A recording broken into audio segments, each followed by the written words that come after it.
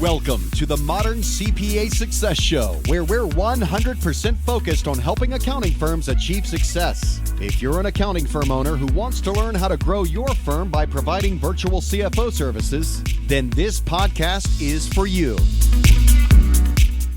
Okay, welcome to today's episode. I'm Tom Waddleton. I'm a virtual CFO at Summit CPA Group, a division of Anders CPA and Advisors. I'm joined as usual by Adam Hale, a partner at Anders CPA and Advisors. Welcome, Adam.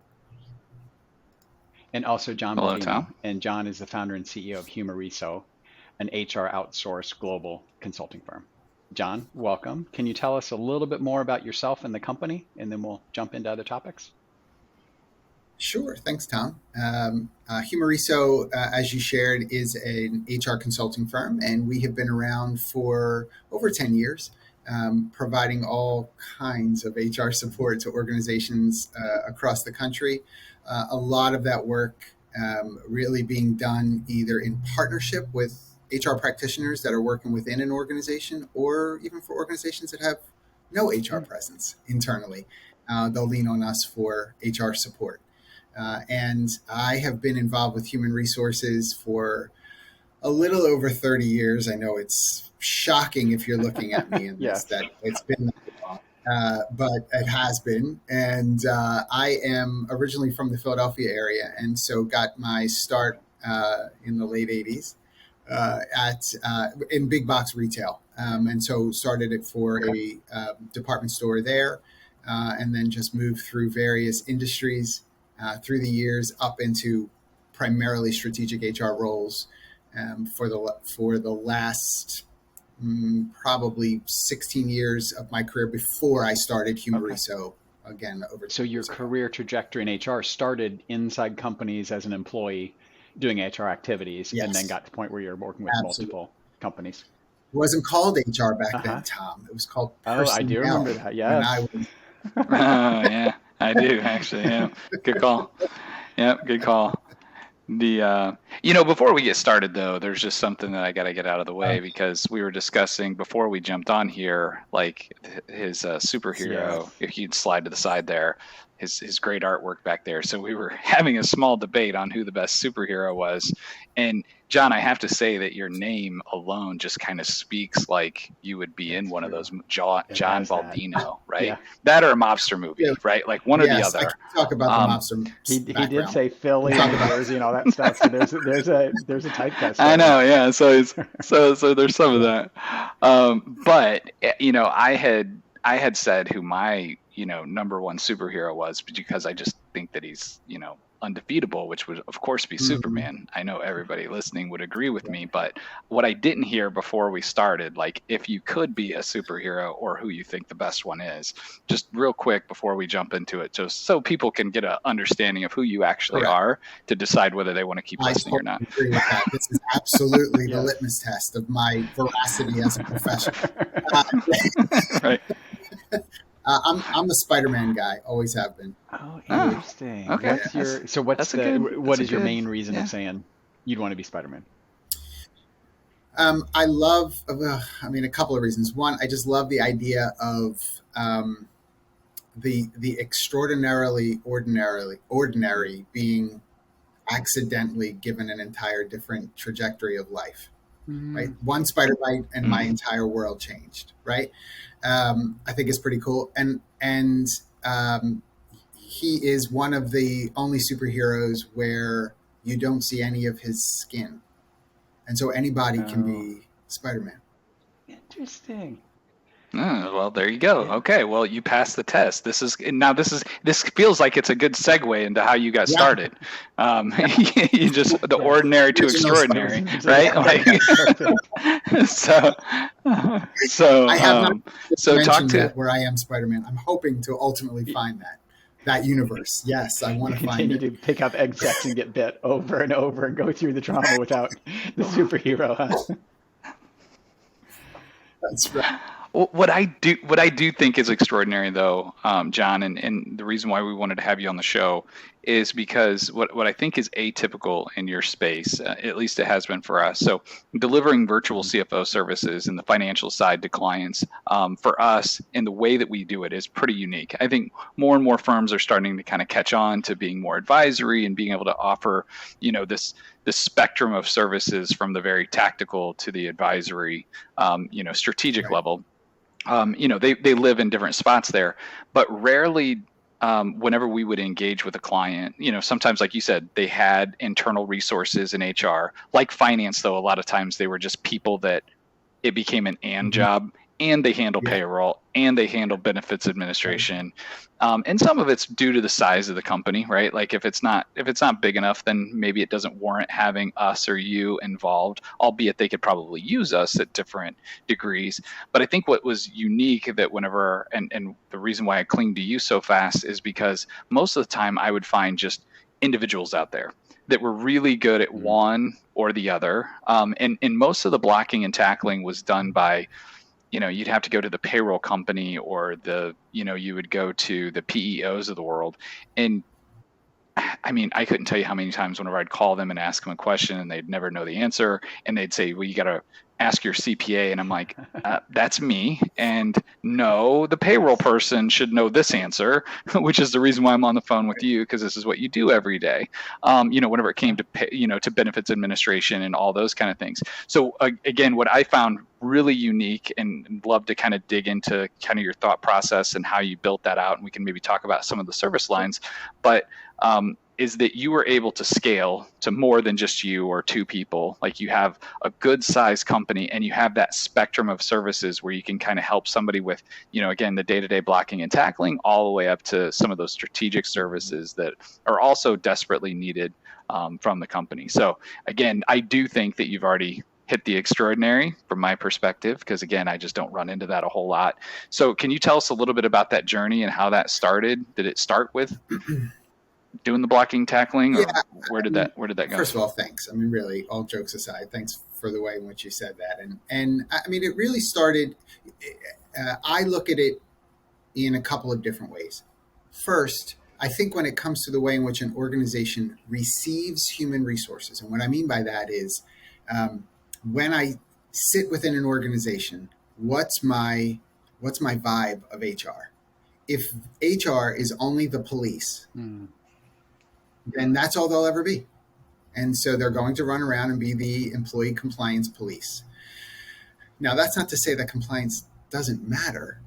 It's to say, though, that if the context of compliance that's the beginning, middle, and end, it's a stunted view, and it really does a disservice not only to HR as a discipline, but to each employee's experience of what work ought to be like. That being said, you have to earn the right to be heard. And so in an organization, how do you do that? Well, you have to know your stuff. You got to know, to your question, Adam, about the blocking and tackling, you got to know the blocking and tackling. Mm-hmm. I got to know that when someone comes to me and says, I just found out that I'm pregnant. I want to know what leave will be like. It's not today, it's down the road. And if immediately my response is, it's over. Just stop. You don't worry about the fact that I don't know what the compliance is. Let me go look it up. You already told them what the spirit of compliance is going to look like, right? And I think that there are too many HR people who, a whole lot. And so what I noticed in my own journey within human resources, and the last role that I had before I left to start Humareso was VP of HR for a national bank. And I would run into other, banking professionals in this space who are just no fun. They just are terrible human beings. Really? Huh. Except when they went to the annual, bankers and insurance convention. Sure. Then they were the life of the party for about 10 minutes before they passed out. And lightweights. And it was like, why? How come you can have 10 minutes of of an approachable personality there, but the rest of the year you're just in your office, door shut, sitting at your desk. Ugh, that is just not the way HR is supposed to function. So I saw that reality, and I would also say I saw the reality of outsourcing.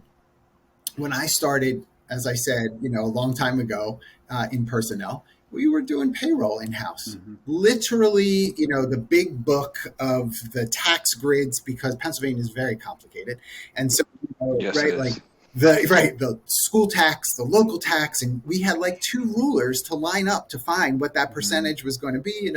Like you were doing that. Well, what ultimately happens? More organizations are using payroll platforms, outsourcing that liability, bringing in technology to make the function of payroll easier, not only for finance, but for the employees who receive the pay.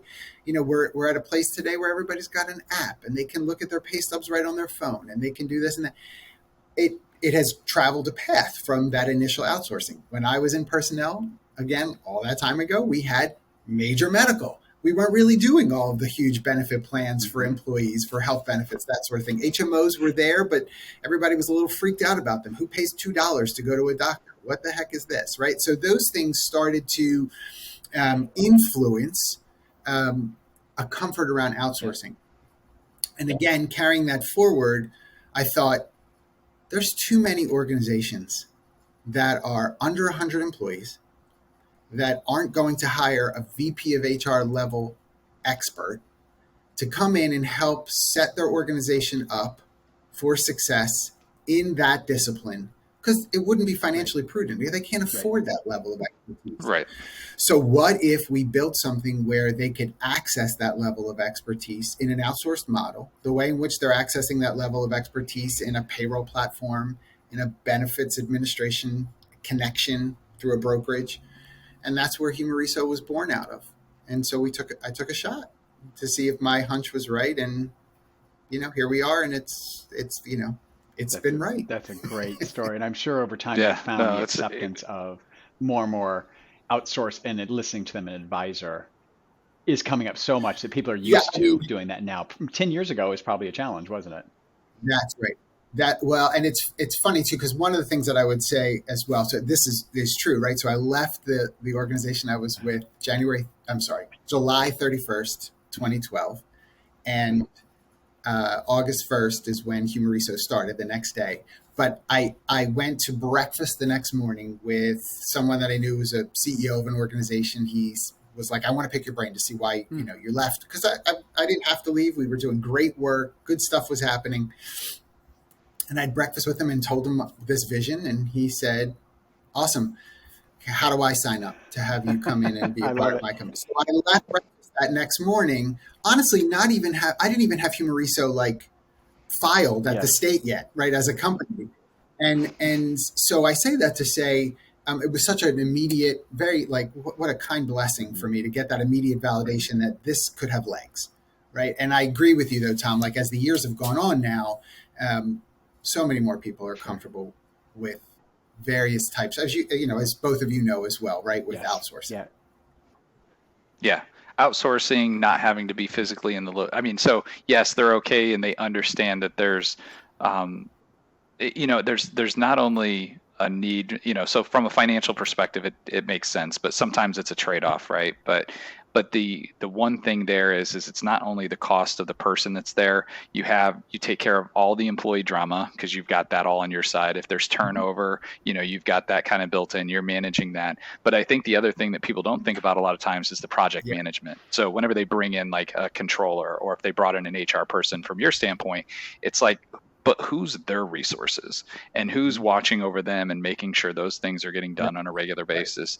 And with your company and with our company, what we're able to do whenever we go into a situation like that is they have a team of a network around them, and that project management kind of already built into it. So they have layers of support, both upstream and downstream, to be able to help them, and being able to bundle that in a fractional manner.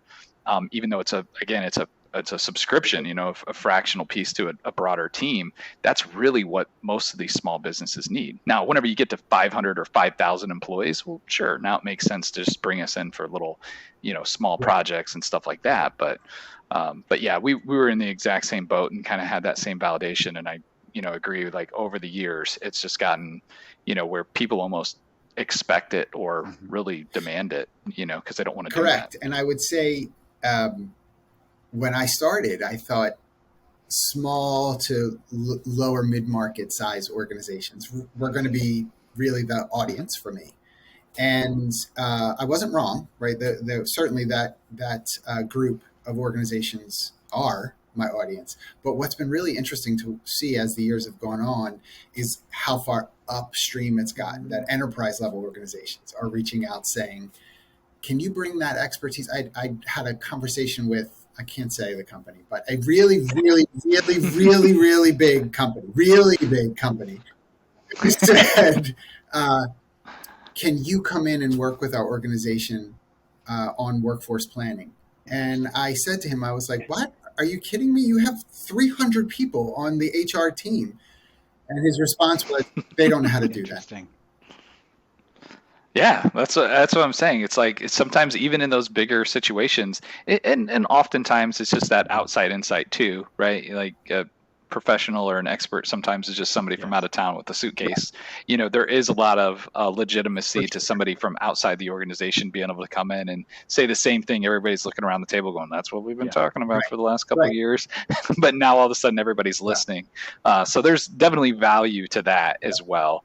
But, not to say that you wouldn't bring in additional insight and a different perspective of doing stuff. But I'm just saying in general, I think there's a ton of value as it relates to that. But are you interested in offering virtual CFO services at your firm or scaling your existing service offerings? The Virtual CFO Playbook, How to Land $60,000 a Year Clients and Provide a Killer Client Experience, is an online series of modules that will equip you with essential tools for creating and delivering scalable VCFO services. These approaches have helped Summit CPA grow from $500,000 to upwards of $5 million in revenue over the past decade. If you're ready to grow your firm, visit summitcpa.net/VCFO Playbook to enroll now. Just kind of shifting gears a little bit, I think what would be kind of a cool way to take the conversation, we can kind of move things around a little bit, but is to kind of break down some of the services that you provide. Because again, that's what attracted me to your team and everything, was that it's like, oh, well, for us, we'll do payroll. So we don't do the payroll, the actual like paying the liabilities and stuff like that. Everybody should be using a platform like Gusto or ADP. You'd like name the software, it doesn't really matter, but there's still an administrative component that has to be done with that. Even PEOs that are hands off are oftentimes not even remotely close to being hands off. So there's a lot to that. And so we'll handle that administration. We'll update people's stuff. We'll pay it, but we have to be very explicit in there. And actually in our SOW, we have this thing that says, we are not HR administrators. We do not do benefit administration. We do not, manage. We can't do that stuff. That's not in our wheelhouse. Whereas whenever I was talking to you, you do that. And then you built upon all those things. So you can handle the payroll administration, which we would gladly send to you.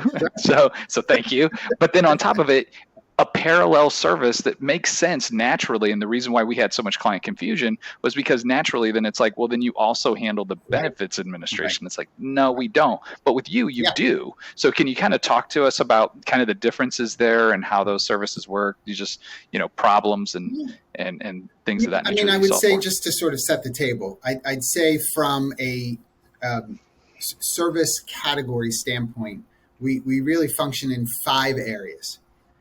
And the first area we've been talking about, which is compliance and administration, right? So that is going to be very much considerate of law, case law, policy, looking at city, state, federal. Again, not that I want to keep hearkening back to when I was in personnel, but it was so much simpler then as far as law was concerned, because most of it was federal. There was a little bit of state, very little city. The only little bit of city that we ever really had to worry about was taxation, right? If you were in Philadelphia, you had wage tax. So that made a difference into how you did some process, but it really didn't affect employment law. Well, fast forward, we even have municipalities that now are passing things that affect employment related relationships. And so it is a very robust component when you're thoughtful about being compliant and what that means.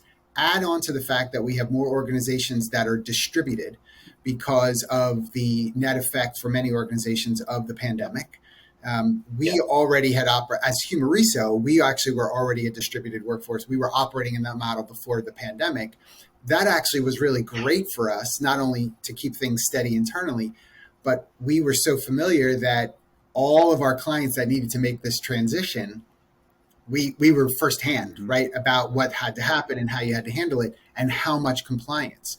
So that organization that's in Sheboygan that hired their first person in LA, and they want to know, there's no difference. And you said that's a mistake. Sorry, everybody from LA. You're allowed to discriminate by geography. That's not a protected class. So no one from California. But the reality is, again, they wouldn't have a reason to know these things, right? These organizations, that's not their wheelhouse. That's not their expertise. So that compliance component married to the administration, Adam, that you're talking about. So that full employee life cycle, we call it from offer to offboarding, right? Like, so if that ever happens, right? So all the benefits administration, we jump in, as you said, with payroll processing. We're jumping in with leave administration, and leave management is a beast in and of itself. It's actually an entire department within our organization because of how complicated and complex it is. To have someone who within an organization who really anecdotally, knows that there's 4 letters called FMLA, who's responsible for this, it's a big deal. And there's a lot more case law happening as a result of mismanagement of leave. And that's not to be scare tactic. That's just to sort of accentuate the fact that that's why this sort of tandem of compliance and administration makes so much sense. And so we'll manage that full employee life cycle, corrective action, but promotion management as well, right? Where does performance fit into that? But if somebody leaves, helping with COBRA or helping with unemployment responses or verifications of employment, whatever these areas are, that's gonna sit in that bucket for us. And it's a great gateway to build rapport and relationship, quite frankly. And so when we get involved with organizations at that level, it doesn't take very long before they're like, well, what else do you do? How could you do this? How about this? Right. And so that's where, again, just to do the lay of the land, training and development is another area for us. So that's not only the things that are have to, right? Anti-discrimination, anti-harassment, but growth opportunities. We see a lot of potential in Adam. How do we help? Oh, well, thank you. That's the first time I heard that. This is obviously a for example. But the idea of like, what about his soft skills, right? Adam's an employee, a line level employee right now. We have a desire to promote him to supervisor. Well, he's a colleague last week. He's their supervisor next week. That's a little bit of a transition, right? How does Adam get set up for success in that? And so helping to sort of develop that all learning management, right, kind of fits into that bucket for us. Third area is direct hire recruiting, which is connected back, right? They overlap so much, but there's an expertise in these areas.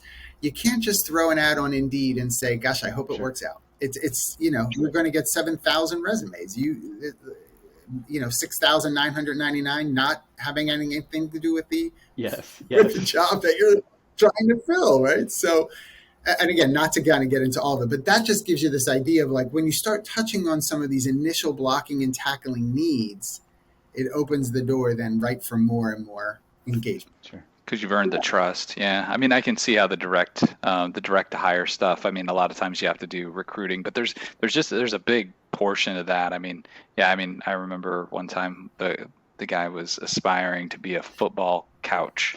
He couldn't even spell coach like on his thing. I'm like, do we really need to be looking at these? We could totally do a blooper reel on some of the stuff that came our way.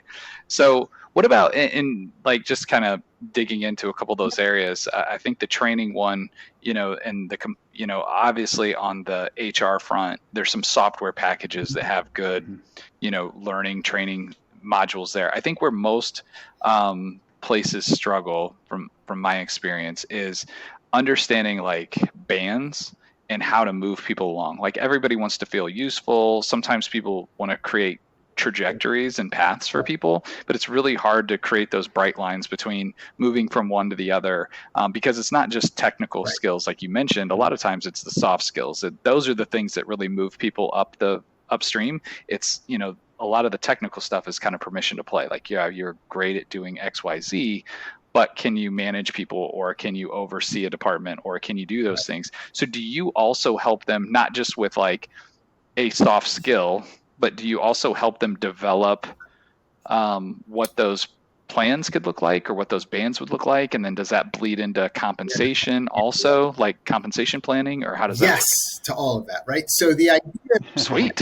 Sign me up. The idea there is, it's a really good question, because what we still see in so many organizations is Tom's here at line level, entry level employee. We like Tom. Tom then gets to move to senior X of the role that he's doing. And then the next step is Tom to be manager. And the next step is Tom to be director. And the next step is Tom to be VP. Hoping along the way for either turnover or death, because that's the only way Tom is going to move forward, right? Oh, good job, Tom. You get to be director because Bob died last week. And so now we need somebody to be director. So congratulations. Make sure Tom was a part of that first, and then he can have the position. What is that, ID channel on cable, whatever? Yes, you'll see the story. It's such a linear course that most organizations really map and say, well, we have career mapping. No, you have a career map. Right. That's not career mapping. It's a career map. Not everyone fits into that. And quite frankly, not everyone should fit into that. We see this most often when we get involved with organizations in sales. When they say, Bobby he's great. I mean, he's killing it. And so we're going to make him sales manager. And what happens when Bobby becomes sales manager? He's terrible. He's horrible. It happens. It's a story as old as time. It happens over and over and over again. Why is that the case? Well, it's the same reason why all-star, superstar athletes are terrible coaches, because they've been trained to be hunters and selfish and focused on what they bring to the game. The best coaches are often the people who sat the bench and were the B and C level player who learned how to have the lay of the land of the whole thing.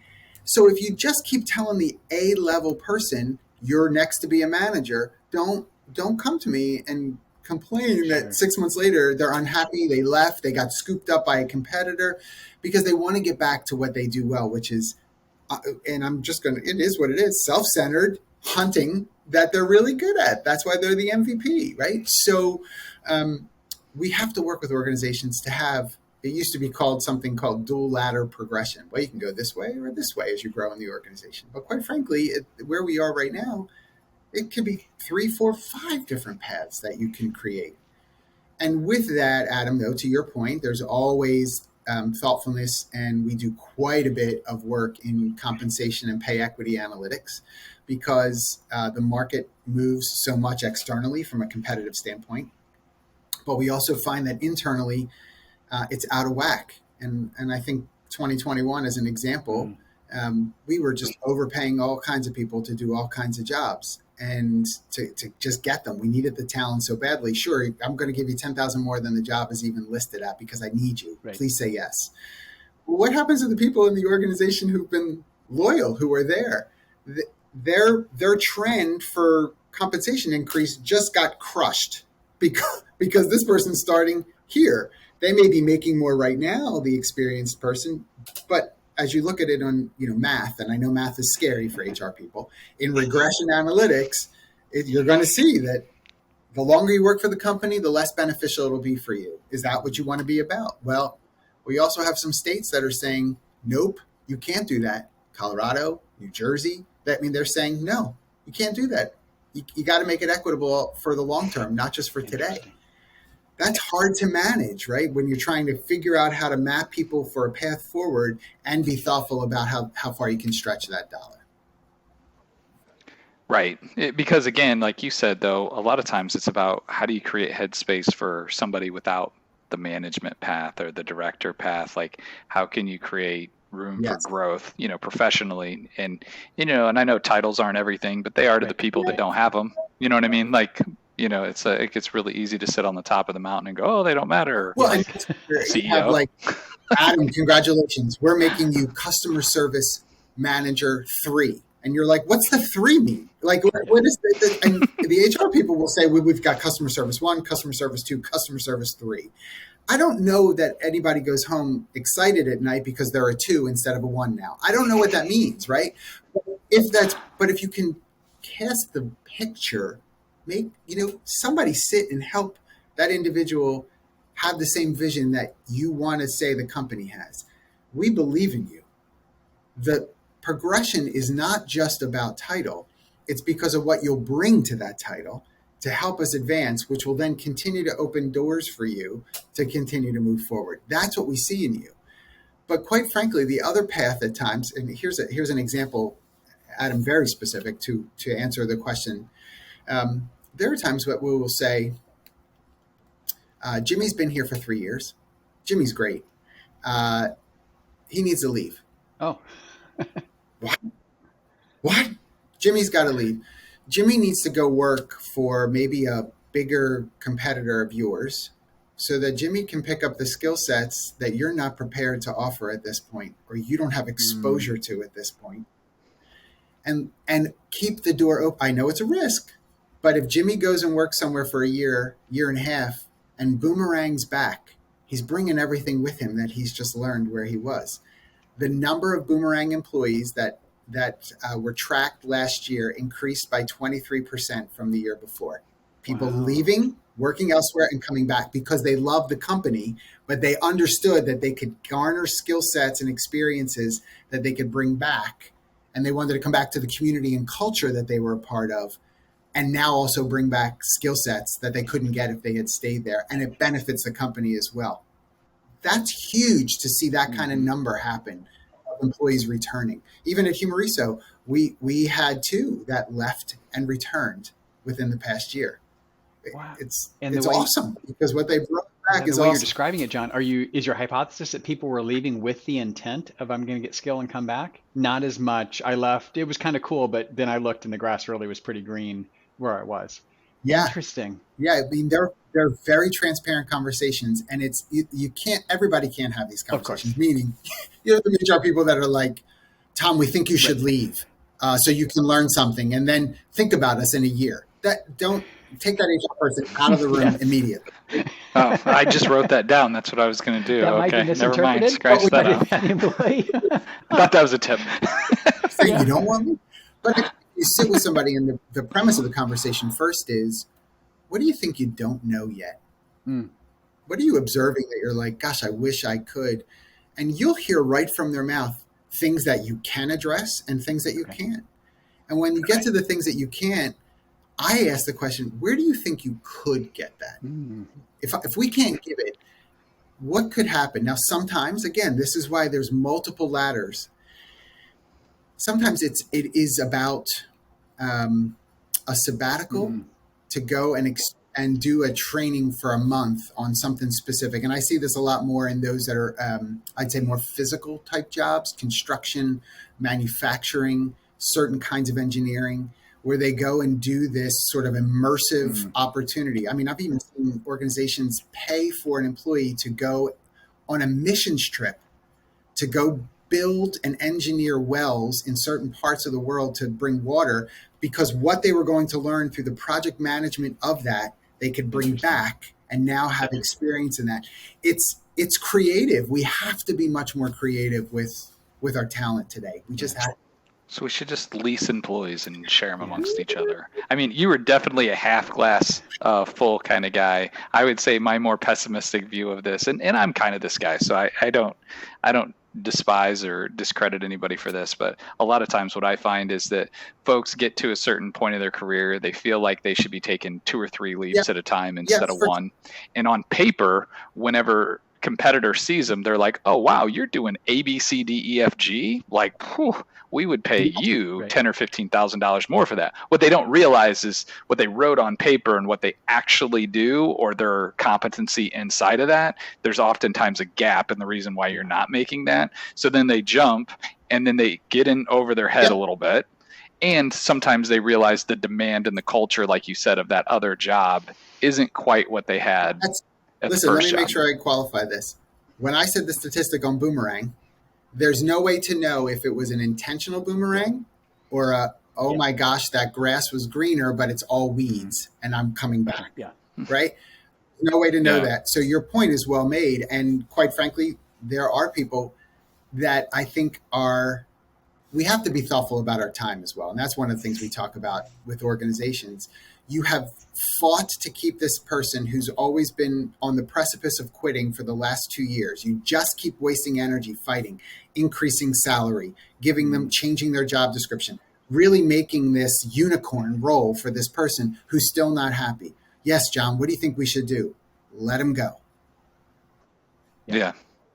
Yep, totally. Look at the ROI of how much time you've spent on managing this one situation. Is it worth it? I can't imagine that it is. I wonder how long your list is of hearing people, Adam is indispensable. We couldn't get along without him.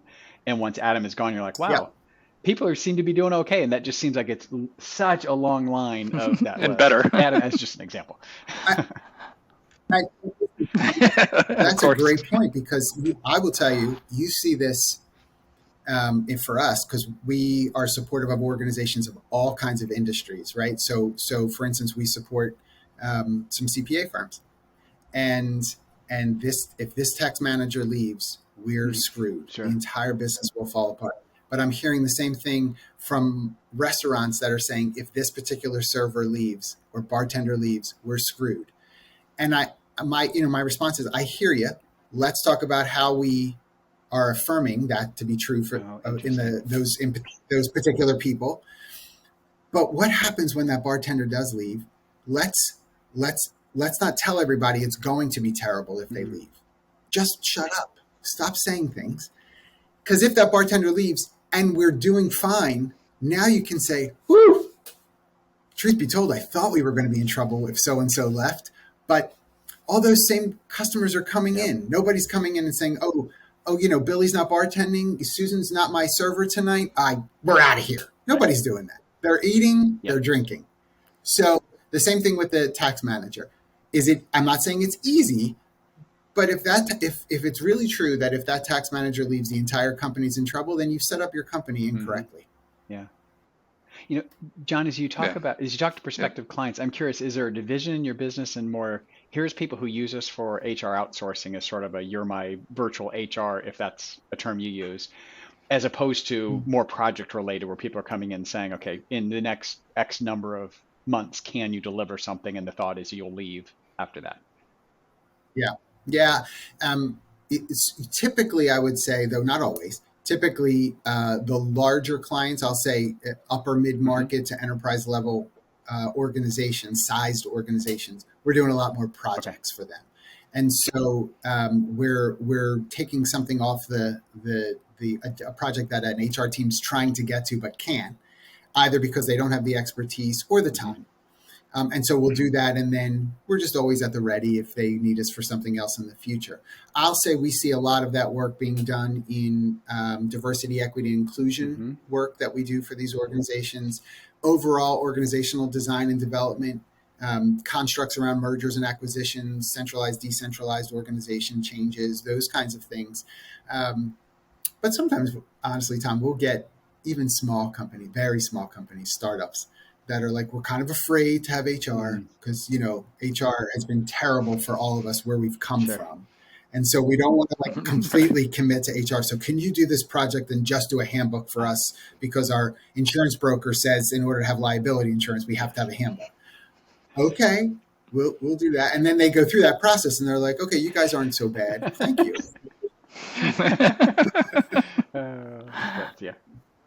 Or they're like, you guys are terrible, Yeah. thanks, but Honestly, no, I'm just kidding. Of course not. That does happen, because sometimes they're like, we don't like the way you wrote this handbook. What part? We don't like the way that you wrote the Americans with Disabilities portion. Okay, here's the good news. We didn't write that. It's actual law. And so if you want there to be a change in the way that law reads, I'd encourage you to vote differently in the next election. You're smooth. I like it. Yes. That's kind of how we approach tax a lot of times. Same kind of thing. Not us. I can own what I can own, but when I can, I'm going to just tell you, we don't want to give them 12 weeks. We only want to give them 6 weeks of leave. Well, that's cool, but the law says 12. Well, we're changing it to 6. Well, then our name's not going to be on this handbook. That's not the way this works, right? Right. Yeah, no, that makes sense. For the outsourced HR part, would it be common that people would say, I'm going to continue working with, we mentioned Gusto earlier. So Gusto will continue to do my payroll and I'll have benefits with someone. Can you provide sort of the high level? That would be also something we'd say, yes, if you're needing the guidance consulting, we do that too. We don't mandate any software, right? So we're supporting clients that are on Gusto, actually, that are on Bamboo, that are on ADP, that are on Paycom, that are on, fill in that part is okay with us because we're agnostic when it comes to the technology. We're agnostic when it comes to the industry. So we have to be agnostic when it comes to the technology. So for instance, we support car dealerships. They have very specific software. Interesting. And even some of the payroll software is very specific. Some of their training software is very specific. We have to be able to be flexible to those platforms because good HR, if you're doing good HR, it's applicable across the board. Don't let the systems throw you, right? You can learn the system. It's harder to learn good HR and implement good HR. So we try not to let people get in the weeds with that. The only difference I would say, Tom, for some clients would be on that PEO model. So some clients that are on a PEO, they get HR support as part of the PEO. So I do my hair. Right. Yes. And yeah, been on the other end of that. Yep. Understood.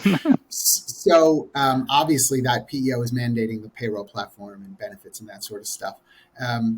Because we don't sit as a PEO, there are times where a client will have to peel away from the PEO in order to be able to not have competing HR, right? We're not here to speak ill of TriNet or Insperity or any of these places. That's not what it's about. But you already are paying for an HR support. So if you're coming to me saying we're not getting HR support, I have to still function because they're the employer of record on the pay stubs and their name is what's there. So I can't ignore them. Yeah. Right. Yep. So in terms of size wise, I mean, what I've heard you say too is like very small startup company, and I've heard you say enterprise. But in terms of the majority of the folks that are coming to you, at what point, like what size? I assume it's head count. At what size are you typically? We're a little over 65% are between 50 and 500 employees. Okay, that makes a lot of sense. Yeah, of the kind of the regular project or retained based HRO type. Yeah, that's about where they are. Yep. Yeah, we find that for ours, it's like, I don't know why, it's just like the magic number is right around 30 or 35.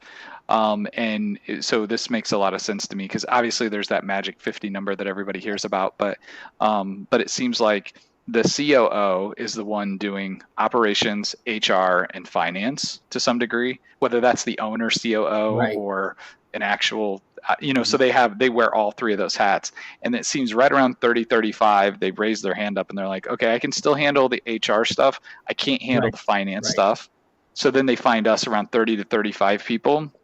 And then right around 50 people, they're like, okay, now we're getting to the size where it's time to talk to a PEO or it's time to talk to an outsourced solution, to start piecemealing that out. So I think that, that lands well with like what we see too from a lot of our clients, asking us to do those sources, or find somebody that can do it. I think you're right. Because by the time it gets to us at that size, the finance person is trying to wear the hat of HR as well. And most finance people, respectfully, are, hate it, and they really get stuck with it because of payroll.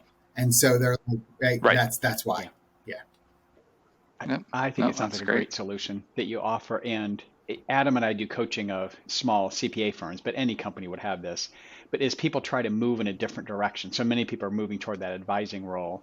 Often what we're coaching people is think about who the right people are in doing that kind of thing for the role. Think about your internal pay for how you pay people and all these things that are very HR related, and knowing you would have that service. I'm sure it's overwhelming to them to say, and also your hiring process. Are you good at hiring the right people? I could see them reaching out to you and saying, okay, I want to move a different direction. I'm hearing all these to-dos and don't know how. I could see them coming to you and saying, here's what I think the future looks like. Help me with that. I think is a great resource for them to have. Absolutely. Totally. And I think that one of the probably the most refreshing things that happens in those conversations is literally just having the conversation. Oh, interesting. Like when they feel they can sit with somebody and just say, this is what I think I see. This is honestly how it feels when I see this. Because there are times where they'll talk to us and I'll say, you don't need us. That's not what you're describing. What you see is this, this, and this. We can help you get there, but you don't need us the way that you think you do. Here's what, and that's honestly, for that person, it's like, honestly, 90% of it is I'm heard and I didn't know where to go with this. And the other 10% is, okay, now I have sort of marching orders to know where to go with it. That's great. That's good. John, this has been so enjoyable. Thank you very much. We've gotten some really good tips, and I think also an offering that you have that many companies would look and say, oh, I need to talk to them about either ongoing service or a specific project that's in there. Thanks. It's been great. Thank you for having me. Really, It's been fun.